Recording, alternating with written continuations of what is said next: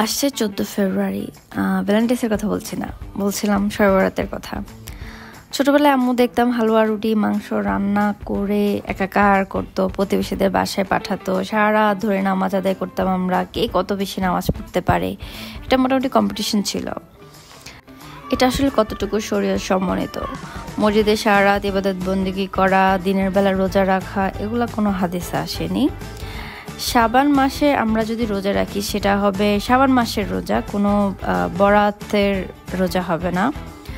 রমজানের পর শাবান মাসের নফল রোজার ফজিলত অনেক। মনিসা ইসলাম শাবান মাসে নফল রোজা রাখতেন অনেক, সে মাসের রোজার ফজিলত অনেক। আবার এ মাসে দেখা গেছে আইয়ামে বীজ রোপণ 13, 14, 15 শাবান মাসের এই 3টা তারিখে রোজা রাখতে পারেন। এ রাতে মানুষ আল্লাহ তাআলা হিংসুক ও মুশরিক ছাড়া সকল মানুষকে সাধারণ ক্ষমা ঘোষণা করেছেন।